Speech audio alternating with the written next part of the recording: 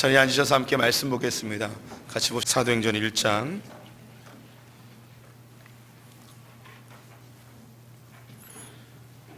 신약성경 187쪽입니다.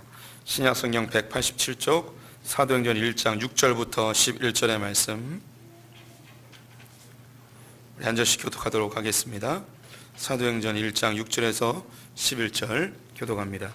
그들이 모였을 때 예수께 여쭈어 이르되 주께서 이스라엘을 회복하심이 이때니까 하니 이르시되 때와 기일은 아버지께서 그에게 보내주셨으니 너희가 알 바 아니에요. 오직 성령이 너에게 마시면 너희가 권능을 받고 예루살렘과 온 유대와 사마리아와 땅끝까지 이르러 내 증인이 되리라 하시니라.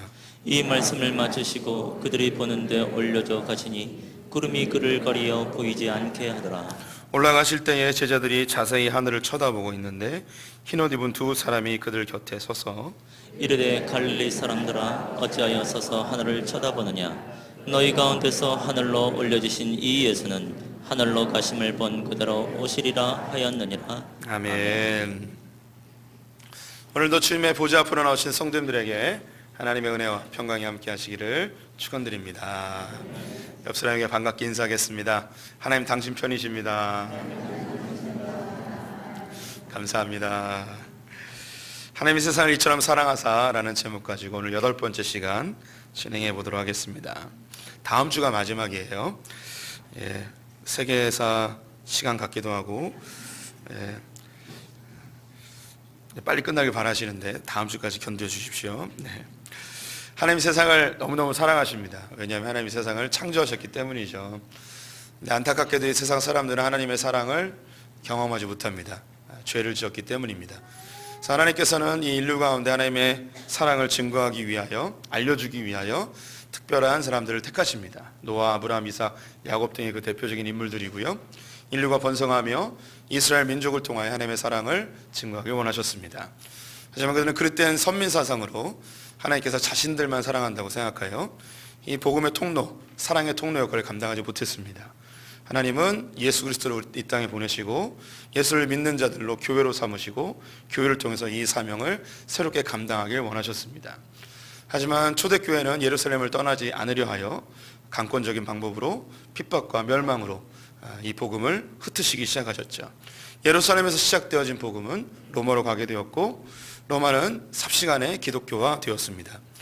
하지만 100여 년이 채 지나지 않아 로마 교회는 하나님이 로마 교회만 사랑한다는 또 그릇된 생각으로 이 복음의 통로 역할을 감당하지 못하였습니다. 야만족, 고트족과 게르만족을 이용하셔서 로마 제국을 멸망시키시고 이 야만인들에게 복음을 증거되게 하시고 유럽 땅에 이제 복음이 흩어지게 되었습니다. 또 이때를 틈타 로마 교황청은 신성 로마 제국, 로마가 유럽을 다스리는 교황이 이 유럽을 다스리는 중세 시대를 시작하게 되어졌죠. 교회는 굉장히 심각하게 부패하게 되었고 또 우상 숭배에 쩌들었고 또 그들에게 복음의 증거 역할은 감당하지 못하였습니다. 하지만 하나님은 여전히 살아계셔서 복음의 원류들을 수도원 운동을 통하여 흘려보내시고 그 가운데 마틴 루터를 준비시키셔서 종교개혁을 일으키셨습니다. 마틴 루터로 시작되어진 종교개혁은 존 칼빈으로 그리고 존 낙스로 이어지며 유럽 전체를 하나님이 기뻐하시는 그런 복음의 땅으로 새롭게 바꿔놓았죠.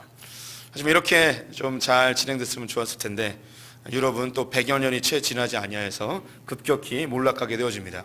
그것은 복음의 통로의 역할을 감당해야 될 교회가 성경을 가지고 또 교리에 대해서 서로 다투며 싸우며 자유주의가 시작되었습니다.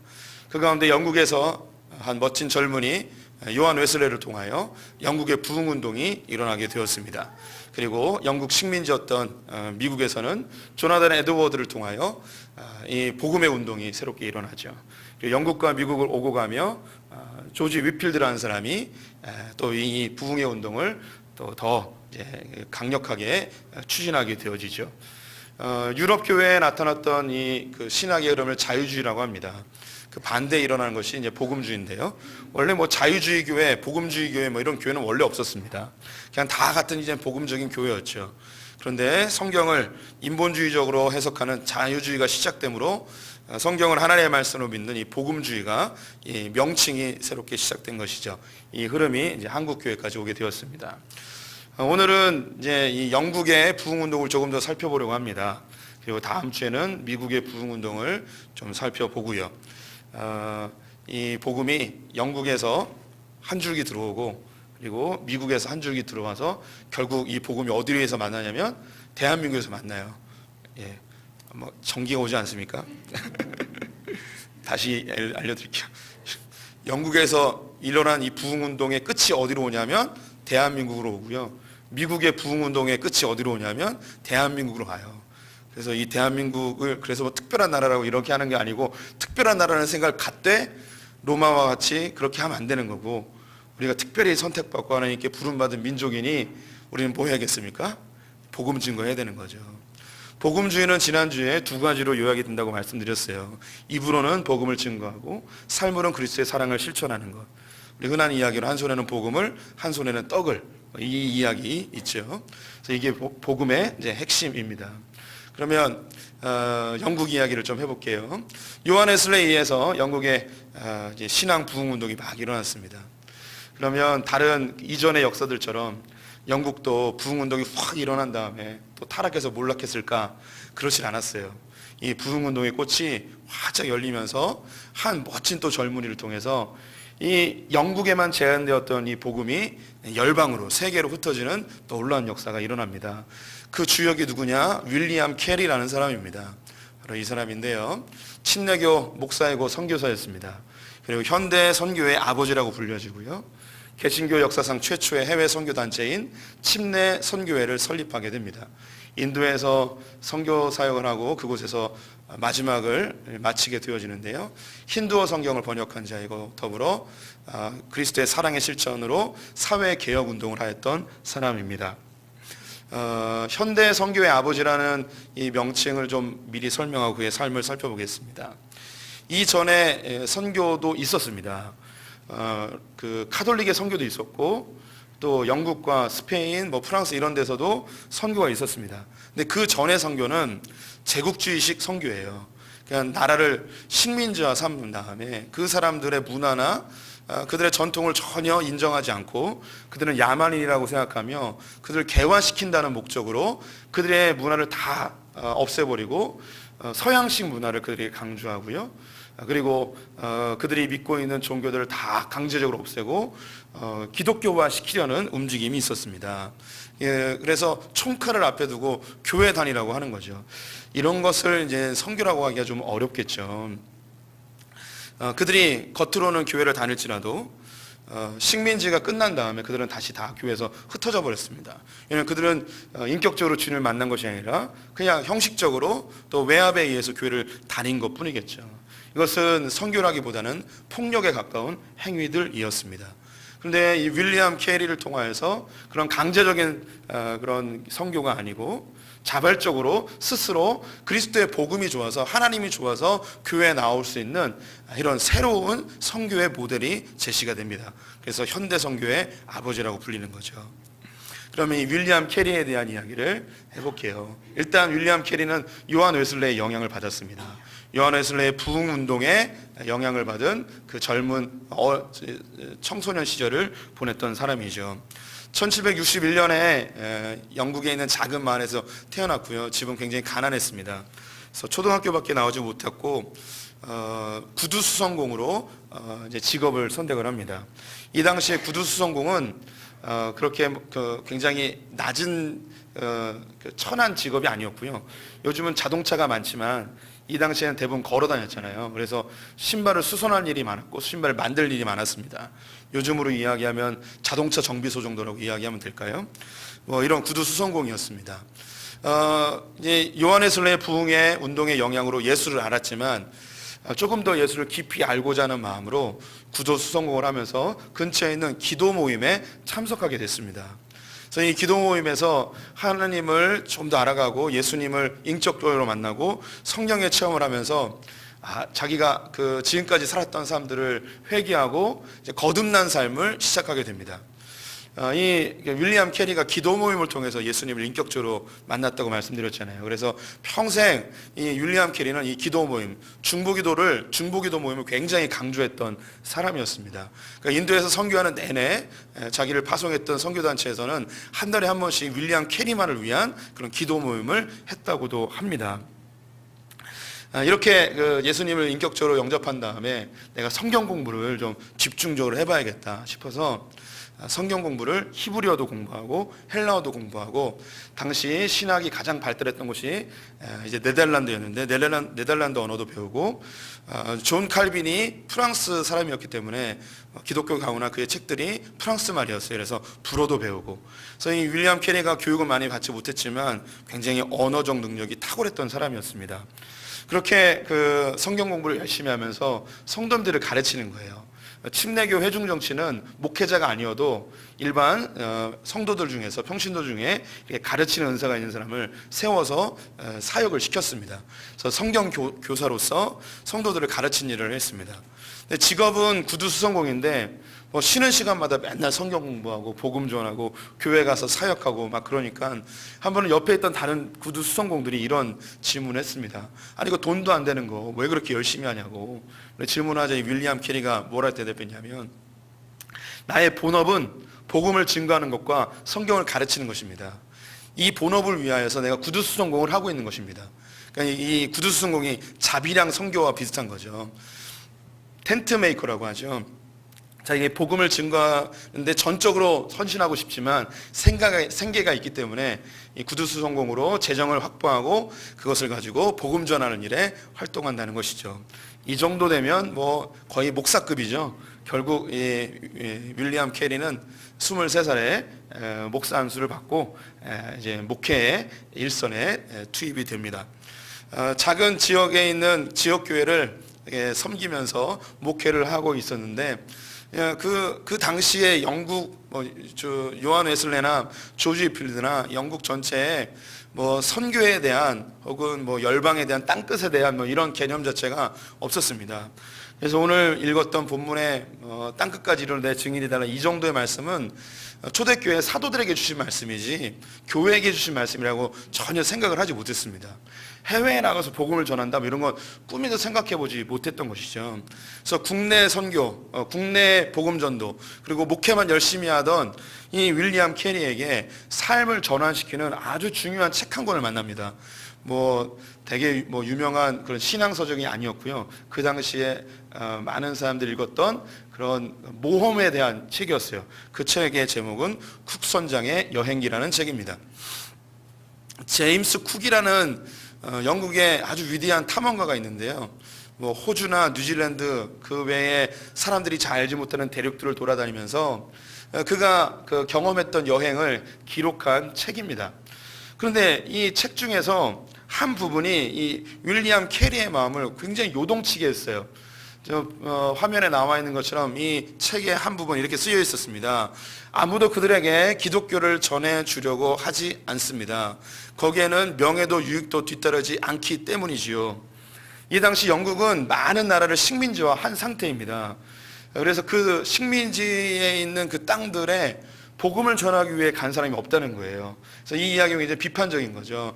영국에 있으면 삶이 보장되고 그리고 넉넉한 그런 그 경제적인 그런 것도 보장되기 때문에 영국에만 있고 식민지에 있는 그 원주민들에게 복음을 전하는 사람이 없다는 그런 비판적인 이야기를 들으면서, 그래 맞다. 내가 이 영국에서만 있으면 안 되고 하나님의 지상명령인 복음을 땅끝까지 전하는 일에 내가 동참해야겠다, 이런 생각을 품게 됩니다. 그때부터 이제 교회사를 쭉 연구하고 그리고 세계 선교 정보들을 하나씩 모으기 시작합니다. 그래서 교회사를 연구하면서 윌리엄 캐리가 깨달은 게 있어요. 제가 지금까지 설교했던 내용들과 비슷한 것인데, 예루살렘 교회나 로마 교회나 유럽에 있는 교회들이 자신들이 원하지 않는 외부의 힘에 의해서 멸망하게 되고 흩어져서 거기서 복음이 증거되는 모습을 보면서, 하나님이 복음이 땅끝까지 이르기를 원하시는구나. 자발적으로 이 복음을 전하지 아니하면 하나님이 강권적인 방법으로 이 복음을 흩으시는구나 라는 것을 깨닫고, 하나님이 이 영국을 치기 전에 우리가 먼저 나서서 복음을 전해야겠구나, 이 중요한 사실을 깨닫게 되었습니다. 그래서 이 윌리엄 캐리가 세계 선교 정보들을 쫙 모으고, 그리고 이방인들에게, 원주민들에게 어떻게 복음을 좀 더 효과적으로 전할 수 있는가에 대한 그런 생각들을 하나씩 이제 집대성화해서 아주 중요한 책을 한 권 냅니다. 우리에게는 알려져 있지 않지만 이 책입니다. 이교도 선교 방법론. 한국에도 이제 번역이 되어서 나와 있는데요. 이 책이 영국 사회에 엄청난 베스트셀러가 됩니다. 이 당시에 출판물들이 많이 없었는데 두 권의 아주 베스트셀러가 있었어요. 첫째는 마틴 루터가 썼던 95개조 반박문이 이게 베스트셀러였고, 그 다음에 이교도 선교 방법론이 베스트셀러였습니다. 이 책에서 강조하고 있는 성경 구절 중에 하나가 무엇이냐? 바로 오늘 읽었던 사도행전 1장 8절 말씀입니다. 같이 한번 읽어보겠습니다. 오직 성령이 너희에게 임하시면 너희가 권능을 받고 예루살렘과 온 유대와 사마리아 땅끝까지 이르러 나의 증인이 되리라. 영국 교회에게 이 복음을 땅끝까지 전하는 것은 사도들에게만 주어진 것이 아니고 모든 교회에게, 모든 제자들에게 주어진 것이다. 그리고 지금까지 교회 역사 속에서 복음을 자발적으로 전하지 아니하면 하나님께서 징계하셔서 이 복음을 흩으시는 일들이 있었다 하며, 이 복음을 전할 때 이전에 이 제국주의 선교처럼 하면 안 된다. 그들이 복음을 받아들였을지 모르겠지만 조금 지나면 그들은 교회를 떠나야 하는 상황이 벌어진다. 그들의 문화를 존중해주고 그들에게 복음을 제시하여서 그리스도의 사랑과 하나님의 사랑을 그들에게 전하여주면 그것에 감격되어져서 그 위대하신 탁월하신 예수 그리스도 복음으로 그들은 자발적으로 오게 되어 있다. 그리고 그 교회들은 그들이 직접 운영하고 그들이 다스릴 수 있도록 그들을 세워줘야 된다. 이런 중요한 내용이 이 이방인 선교 방법론에 기록이 되어 있었습니다. 이 이야기를 들은 영국에 있는 많은 사람들이 선교에 자극을 받게 됐어요. 그래서 윌리엄 캐리를 중심으로 사람들이 모입니다. 그래서 인류 최초의 개신교 선교 단체인 침례 선교회가 이제 발족이 되어집니다. 이 윌리엄 캐리가 이 침례 선교회를 창립한 다음에 표어를 하나 만들었어요. 그래서 하나 딱 붙여놨는데 그 표어는 우리 성도들이 많이 보셨을 만한 이야기입니다. 하나님으로부터 위대한 일을 기대하라. 하나님을 위해 위대한 일을 시도하라. 되게 좀 멋지죠? 저만 멋지네요. 예. 되게 좋아요. 주님이 하실 위대한 일을 기대해보고, 그리고 그런 기대에서 멈추지 말고 우리가 한번 주님을 위한 위대한 일을 한번 시도해 봅시다. 이게 그리스도인이 가져야 될 아주 좋은 정신인 것 같아요. 우리는 일이 될까 안 될까 막 이렇게 걱정하면서 실패에 대한 두려움과 상실에 대한 두려움으로 머뭇거리고 있는데, 우리 믿음의 선배들은요, 주님이 책임지실 것 알고 실패해도 괜찮으니 주님이 합력하여 선을 이룰 것을 아시니 그냥 한번 도전해 봅시다 하는 이런 모습이 우리 믿음의 선배들에게 많이 있었죠.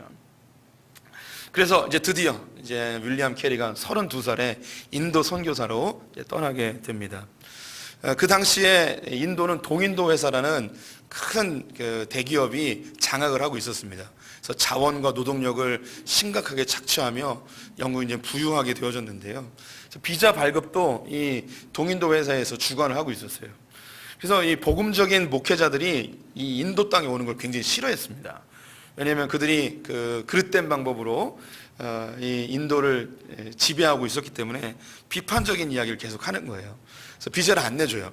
그래서 이 윌리엄 캐리는 어디로 가게 되냐면 인도의 저 동북 쪽에 있는 벵갈로 갑니다. 우리가 들어본 캘커타라고 하는데 그곳으로 이제 선교를 가게 돼요. 이곳에서 윌리엄 캐리는 그들의 갖고 있었던 문화를 존중해주고 그들을 인격적으로 대우해줍니다. 그리고 그들에게 그리스도의 사랑과 하나님의 사랑을 증거하고 자발적으로 예수를 믿게 하고, 그리고 교회를 스스로 세우게 하고, 그리고 지도자들을 스스로 세워서 교회를 자립할 수 있도록 도와주었습니다. 그리고 성경적으로 그 사회에 그릇된 것들이 있다면 사회를 개혁하는 일들을 열심히 했습니다. 이 윌리엄 캐리가 했던 사회 개혁 중에 그 카스트 제도를 없애려고 하나님 안에서 모두가 다 평등한데 이 인도는 여전히 카스트 제도로 계급화되어 있는 모습을 보면서 이걸 깨려고 열심히 노력을 많이 했습니다. 지금 인도에 있는 기독교는 이 카스트 제도가 조금 흐릿하긴 하지만 여전히 좀 남아 있어요. 제가 인도에 5개월 있었잖아요. 되게 웃긴 게 교회가 있으면 한쪽엔 되게 예쁜 교회가 하나 있고요. 하나는 강당 같은 게 하나 있어요. 허름한. 근데 그 귀족들이라고 할까요? 좀 높은 계급의 사람들이 11시 예배를 드려요. 그러면 밖에서요, 그 하인들이라고 할 수 있는 낮은 계급의 사람들이 열심히 밥을 만들고 있어요. 되게 웃기죠. 그러면 밥을 다 차려놓으면 이 높은 계급의 사람들이 가서 밥을 막 열심히 먹어요. 그러면 다 정리한 다음에 이 낮은 계급의 사람들은 그 좋은 건물에 들어가지도 못해요. 옆에 있는 강당에 가서 3시쯤에 그들이 또 예배를 드리는 거예요. 그럼 저는 어디에 속했을까요?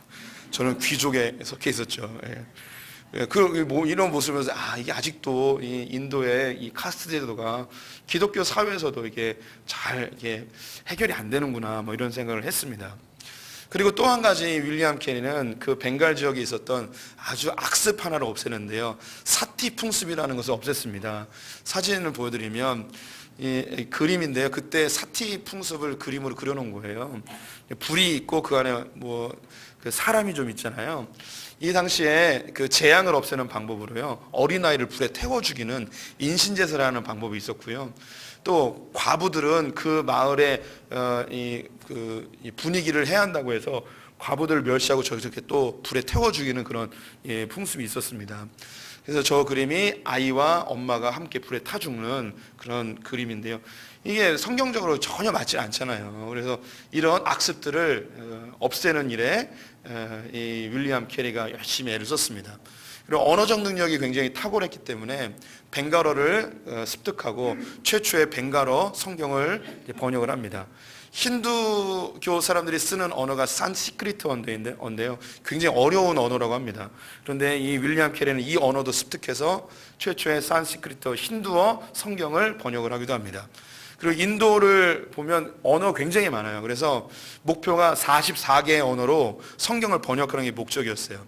그래서 그 자료들을 다 모으고 인쇄기도 사가지고 성경을 번역하려고 하는데 갑자기 화재가 일어났습니다. 근데 윌리엄 캐리 굉장히 낙심을 해요. 주님 위해서 이렇게 성경 번역하는 일, 주님 나라 위한 일을 하는데 이 모든 자료들과 인쇄기가 다 불에 타서 어떻게 합니까? 막 이렇게 낙심하고 있는데 영국의 이 화재 사건이 보도가 됩니다. 그래서 저 인도 땅에서 복음 전하는 멋진 선교사님이 계신데 우리가 힘을 모으자 해서 이 그 침략교 선교회로 사람들이 헌금을 막 모아줬습니다. 그래서 예전보다 더 좋은 인쇄기들과 더 많은 자료들을 모아서 성경을 번역할 수 있는 그런 기틀이 마련되기까지 하였습니다. 그러다가 1834년 이 윌리엄 캐리는 인도에서 생을 마감하게 되는데요. 근데 이 윌리엄 캐리가 이렇게 선교의 아버지가 됐는데 이게 우리랑 무슨 상관인가? 윌리엄 캐리가 침례 선교를 만들었는데 여기에 자극을 받아서 런던에서 선교회가 2번째로 생깁니다. 이 선교회 이름이 런던 선교회예요. 이 런던 선교회에서 배출한 사람 중에 우리가 알만한 사람이 누가 있냐면 데이비드 리빙스톤이라는 사람이 있습니다. 이 리빙스톤은 아프리카의 아버지로 불려지고요. 노예 해방 운동을 열심히 하였고 의사였고 또 탐험가였습니다. 리빙스톤의 어린 시절의 이야기가 지금도 전해지고 있는데요. 우리는 헌금을 들어올 때 내지만 이 당시에만 해도 헌금 바구니를 돌렸습니다. 헌금 바구니가 막 도는데 윌리엄 캐리 앞에 이게 헌금 바구니가 온 거예요. 그런데 갑자기 이 윌리엄 캐리가 헌금 바구니를 의자에다 놓더니 그 위에 올라가서 거기에 앉은 거예요. 그래서 이제 사람 옆에 있는 어른들이 깜짝 놀란 거죠. 뭐 하는 거냐고 헌금 바구니에다가. 그랬더니 그 리빙스톤이 뭐라고 얘기했냐면 저는 돈이 없습니다. 드릴 헌금이 없습니다. 근데 내가 이제 돈이 없으니 내 몸을 드립니다. 나의 삶을 드립니다 하면서 이 리빙스톤이 자기의 삶을 하나님께 전적으로 드리는 이 일화가 지금도 전해져 내려오고 있죠. 이 리빙스톤은 원래는 그 중국에 가고 싶어 했었습니다. 인도 옆이 중국이었기 때문에 이 윌리엄 캐리의 영향으로 중국에 대한 소망을 갖고 있었습니다. 하지만 아편 전쟁 때문에 이 리빙스톤이 중국에 가지 못해요. 그래서 그의 눈을 아프리카로 돌리게 되어지죠. 이 아프리카는 영국을 비롯한 유럽에 있는 많은 나라들이 식민지화 시켜서 이 흑인들을 노예로 이용하고 그들을 인격적으로 대우지 않고 마치 짐승처럼 대했습니다. 이 리빙스턴은 아프리카에 가서 의료 선교를 하고 또 노예 해방 운동을 하게 되고 또 그 아프리카 땅이 어떤 곳인지 이 땅을 다 탐색하며 그 정보들을 런던 선교회에 다 보내줬습니다. 그래서 자기 이후에 또 누군가가 아프리카 선교를 한다면 이 자료들을 가지고 이 아프리카 선교를 하길 바랬던 것이죠. 리빙스턴은 아프리카를 너무너무 사랑했어요. 그래서 노년쯤에 풍토병에 걸려서 죽게 됐습니다. 그래서 본국으로 빨리 돌아가라고 그래서 돌려보내요. 그래서 좀 치료를 받았어요. 그래서 좀 나아졌습니다. 그래서 좀 나아졌으니까 난 영국에서 있고 싶지 않고 다시 아프리카로 가고 싶다고. 그래서 배를 타고 와요. 오다가 죽어요. 그래서 이 시신을 영국에다 묻지 않고 아프리카, 자기가 사랑했던 아프리카에 묻습니다. 그래서 이 아프리카 선교에 새로운 장을 여는 게 바로 이 리빙스턴이에요.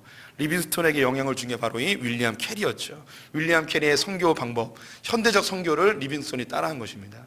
그럼 여기서 또 끝나냐? 리빙스턴이 가고 싶었던 그 중국, 이 중국은 누군가를 가야 되는 거예요. 아편전이 끝났는데 중국에 문을 연 선교사가 있었습니다. 허드슨 테일러라는 사람입니다.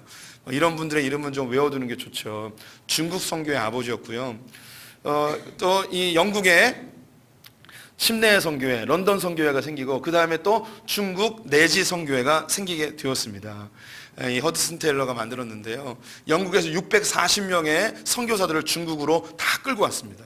그리고 전 세계 기독교 국가들에게 중국에 대한 이야기를 하면서 중국을 도와달라고 하여서 1000명의 선교사들을 모아가지고 이 중국 땅을 변화시키는 일에 이렇게 애를 썼습니다. 허드슨 테일러, 중국 선교의 아버지이죠. 이 허드슨 테일러의 중국 선교가 막 열리고 영국에 있는 많은 선교사들과 목회자들이 중국으로 막 가요. 이 흐름 속에 런던 선교회, 아까 리빙스턴을 보냈던 런던 선교회에 20살의 청년이 찾아옵니다. 문을 똑똑똑 두드리죠. 계십니까? 어떻게 오셨습니까? 제가 중국 선교를 가고 싶어서 헌신하고자 왔습니다. 그래서 이 런던 선교회 사람들이 청년에게 물어봅니다. 혹시 결혼하셨습니까? 결혼 안 했는데요. 그러면 가십시오.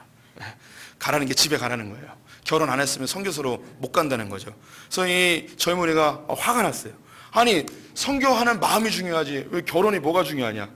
그래서 자기는 굽히지 않고 내가 반드시 가리라. 그래서 3년 동안 열심히 자매를 찾아가지고 드디어 자매를 찾았어요. 캐롤라인이라는 여자를 만나가지고 결혼을 해서 다시 런던 선교를 찾아갑니다. 나 여기 여자 데리고 왔다고 보내달라고. 그래서 그럼 가시라. 그래서 23살에 이 젊은이가 캐롤라인이라는 여자와 이제 결혼 가타에서 신혼에 중국 상해로 가게 됩니다. 이 젊은이 23살에 상해에 도착했던 이 젊은이가 누구냐? 이 사람이 바로 토마스 선교사님입니다.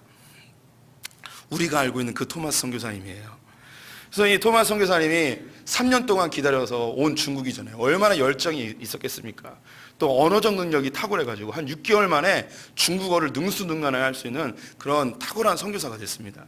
그래서 이것저것 다니면서 복음을 전하고 선배 선교사님들하고 열심히 사역하고 막 그랬습니다. 그때 이제 캐롤라인이 임신을 하고 있었는데 또 한 달쯤 이렇게 그 선교지를 또 돌아보며 돌아오게 됐어요. 오랜만에 왔는데 또 이 부인을 만날 이 기쁜 마음에 문 밖에서부터 이름을 부르죠. 여보 나왔어. 그런데 인기척이 없는 거예요. 그래서 여보 나왔어. 인기척이 없는 거죠. 문을 쿵쿵쿵 두드려도 인기척이 없는 거예요. 문을 부수고 들어갔어요. 들어갔는데 이 캐롤라인이 죽어 있는 거예요. 임신 중독증으로 죽은 거죠. 여기서 이제 토마스 선교사님이 완전히 거의 뭐 실성을 합니다. 하나님께 막 욕을 해대는 거예요. 하나님 어떻게 이럴 수 있냐고. 내가 이 중국 왜 왔냐고. 하나님 위해서 온 거 아니냐고. 근데 내 아내도 내 뱃속에 있는 아기도 안 구해주시고 뭐 하시는 거냐고. 그래서 막 화를 내면서 하나님께 결단합니다. 하나님 나 이제 선교 안 하렵니다 하고 선교사를 때려쳐요. 근데 집에도 못 돌아가는 거예요. 선교사 간다고 했는데 부인 죽었다고 선교사 때려치고 돌아올 수도 없잖아요. 그래서 중국에 그냥 머물러 있어요. 먹고 살아야 되니까 동인도 회사에 들어가요. 언어적 능력이 탁월하다고 그랬죠. 그래서 통역을 하고 세관에서 일을 해요. 그래서 세관에서 일을 하는데 중국 사람들이 막 이렇게 왔다 갔다 하는 거 보는데 저기 이상하게 중국 사람처럼 생겼는데 중국말을 안 하는 이상한 사람이 있는 거예요. 그래서 가서 보니까는 누구냐면 조선인인 거예요, 조선인. 근데 이 조선인들이 뭐 하고 있는 거 보니까 성경을 보고 있는 거예요. 그래가지고 아니 당신들 이게 뭐냐고, 이게 이게 성경이라고, 혹시 교회 다니냐고. 그랬더니 이 사람들이 교회를 다니는 게 아니고 천주교를 다니고 있는 거예요. 그래서 이 토마스 선교사님이 개신교였기 때문에 그러면 혹시 조선이라는 곳에 개신교 사람도 있냐고 막 이렇게 물어봤더니 있다고. 그러면 오면은 이 상해에 무역하러 혹시 오면은 자기를 찾아달라고. 그래서 이 조선에 있던 기독교인들이 상해로 와가지고 이 토마스 선교사님과 만납니다. 근데 이 조선에 있던 기독교인들이 지금과 같이 우리의 이런 정상적인 신앙생활을 하는 게 아니고 그냥 주워 들은 이야기인 거예요. 예수에 대해서. 교회도 아직 없었고요. 성경도 없었어요. 그래서 이 토마스 선교사님을 통해서 예수가 어떤 분인지, 성경이 어떤 건지 막 이렇게 조금씩 듣기 시작했습니다. 그래서 이 조선에서 온 이분들이 토마스 선교사님에게 부탁합니다. 아니 여기서 있지 마시고 한국 땅에 오셔서 지금 한국 땅에 성경을 알려주시고 성경을 전해주십시오. 막 이렇게 부탁을 한 거죠. 그래서 토마스 선교사님은 성경 안 하기로 했잖아요. 그래서 동인도에서 돈 벌고 있는데 그래서 마음에 갈등이 있는 거예요. 그래서 조선인들이 계속 강력하게 요구하니까 이분이 첫 번째 선교 여행을 떠납니다. 그래서 배를 타고 이때는 흥선대원군이 세국 정책을 하고 있어서 본토에는 들어오지 못해요. 그래서 어디에 오냐? 백령도 이런 데 오는 거예요. 그래서 여기서 성경책을 나눠줍니다. 그래서 신기한 게요, 이 인천 옆에 있는 이 옹진군에 있는 섬들은요 기독교율이 80% 90%예요. 이때 토마스 선교사님이 여기서 성경책을 전해준 것 때문에 그렇게 변화된 거라고 이야기할 수 없지만 그 최초에 한국에 오셨던 선교사님이 그 땅부터 밟았기 때문에 하나님께서 그 땅에 복을 주지 않았는가 이런 생각을 해봅니다. 근데 토마스 선교사님이 첫 번째 선교 여행을 한 다음에 성이 안 차는 거예요. 만나는 사람이 몇 명 안 되는 거죠. 그래서 내가 조선 땅에 가봐야겠다. 조선 땅에 가서 복음을 전해야겠다 하고서 조선으로 가는 배를 찾기 시작했습니다. 그래서 드디어 배를 하나 찾았네요. 흥선대원군이 모든 배를 못 들어오게 했는데 정말 또라이 같은 사람이 한 명 조선에 가겠다고. 그 배가 누구냐면 제네럴 셔먼호입니다. 우리 국사 시간에 배웠던 1866년 8월에 제네럴 셔먼호 미국의 상선인데요, 대동강변에 도착을 했어요. 대동강변에 있는 군인들이 난리가 난 거죠. 외국인 배가 들어왔으니까.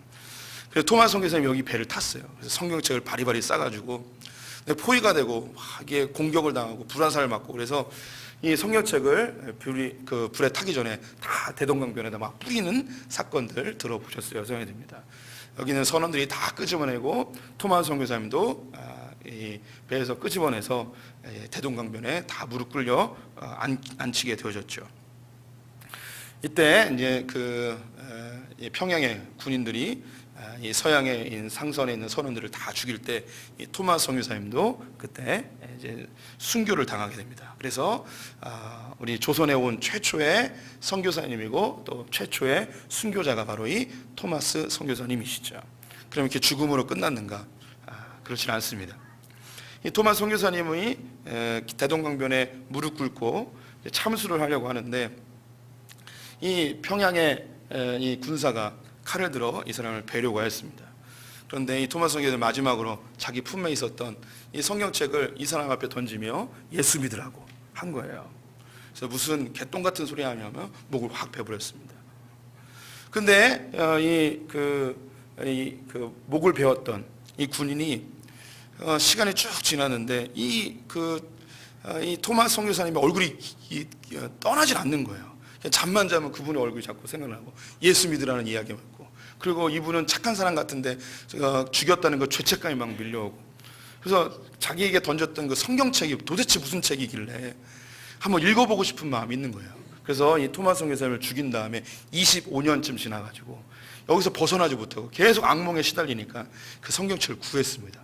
구해가지고 읽는데 예수에 대한 이야기인 거예요. 그래서 여기서 이제 회심을 하고, 그 당시 그 평양에 오셨던 선교사님이 마포 삼열 목사님이신데 평양신학교 초대 총장님이셨어요. 그분에 찾아가서 자기에게 있었던 일들을 이야기하며 자기가 이제 예수 믿기로 했다고. 그러면서 세례를 받고 이분이 교회를 세우는 주축 멤버가 됩니다. 그 교회가 널다리 교회라는 곳인데, 이 널다리 교회가 사람이 점점점 늘어나가지고 이 교회가 뭐가 되냐면 장대현 교회가 돼요. 장대현 교회가 뭐냐면 평양 대부흥 운동이 일어났던 길선주 목사님이 목회했던 그 교회인 거예요. 그래서 이 토마스 선교사님의 이 한 분의 순교가 별것 아닌 것 같았는데 이 평양 대부흥 운동의 시발점이 된 거죠. 미랄과 같이 사용되신 거죠. 제가 오늘 영국에서 요한 웨슬레로부터 시작되어진 이 부흥의 운동이 윌리엄 캐리로, 그리고 리빙스턴으로, 허드슨 테일러로, 토마스 선교사님으로 해서 어디까지 오게 됐냐? 이 대한민국까지 오게 된 거예요. 인류 역사 가운데 교회 역사 속에서 자발적으로 복음을 증거한 때가 한 번도 없었어요. 하나님의 강권적인 방법으로 멸망을 경험하며 복음을 증거했는데, 이 영국의 부흥 운동에서부터는 이제 세계 선교의 눈을 뜨고 이방인들에게도 하나님이 나의 하나님뿐만 아니라 저 이웃의 하나님인 것도 깨달아 그들에게 복음을 증거하며 이것이 점점 확대되어져 영국의 그 부흥 운동의 그 불길이 이 대한민국까지 오게 된 것이죠. 우리가 이 교회사 이야기를 들으면서 성도님들이 한 가지만 기억해 주셨으면 좋겠어요. 교회는요, 복음을 전하지 않으면 반드시 망하게 되어 있어요. 선교하지 아니하면 교회는 망하게 되어 있어요. 예전에 선교를 강조하기 위해서 이렇게 이야기됐습니다. 선교하면 부흥합니다. 이 말도 맞아요. 그런데 그래서 선교를 부흥의 수단으로 이용한 적이 있었어요. 이건 좋은 방법이 아니에요.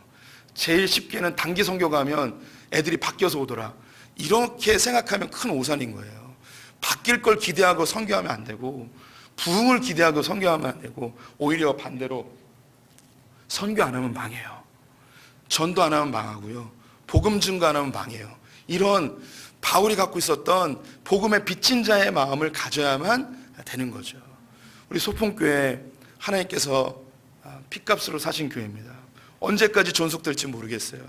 하지만 이 교회가 평강 가운데 하나님의 은혜를 계속 누리기 원한다면 우리는 어떻게든 하나님의 복음을 증거하는 일과 선교하는 일에 힘을 써야 합니다. 우리 성도님들 중에 선교는요, 뭐 평생 하나님께 바치고 뭐 이런 거 아니에요. 그냥 한 달이라도 좋고요, 6개월, 1년이라도 좋습니다. 우리 캄보디아에 계신 우리 박경원 선교사님 좋은나무 국제학교 같은 경우는 그 이권산이 지금 80이 넘은 나이에 아이들 30명의 밥을 혼자서 해주고 있어요. 그런데 가서 우리 성도님들 전문 있잖아요, 요리하는 거, 평생 해오셨던 거, 그거 가셔서 이게 그 밥만 해주고 옆에서 감자라도 깎아주고 양파라도 깎아주면 그게 선교인 거예요.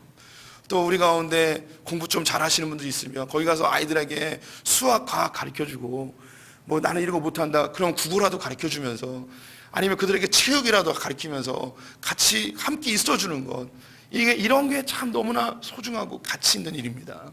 또 우리 가운데 선교의 마음이 혹시 있는 분이 있다면 저를 찾아오세요. 적극적으로 밀어드릴게요. 교회는요, 정말 목숨 걸고 선교사들을 계속 보내야 돼요. 돈을 많이 들이지 못하더라도 보내드릴 거예요. 복음은 입으로 전도하고 삶으로 그리스도의 사랑을 증거하는 것입니다. 이거 안 하면 교회는 망해요. 우리가 우리 당대에는 주의 복을 누리고 부흥을 누릴 수 있겠지만 이 복음을 전하지 아니하면 우리 다음 세대는 우리가 보장할 수가 없는 거죠. 우리 성도님들, 선교적 사명, 먼 곳에 나가지 못해도 보내는 선교사나 가는 선교사나 모두가 다 소중합니다. 주의 복음을 증거해야겠다는 이 부담감 가지고 사는 분 되시기를 축원드립니다.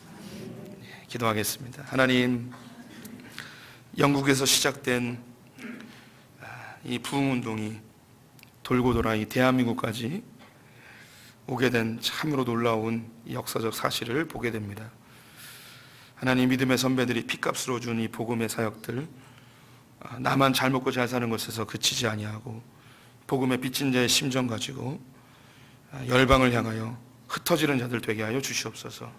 주님이 우리를 흩으시기 전에 우리가 자발적으로 흩어 하나님께 칭찬받는 자들, 복을 누리는 자들 되게 하여 주시옵소서. 예수님의 이름으로 기도드렸습니다. 아멘.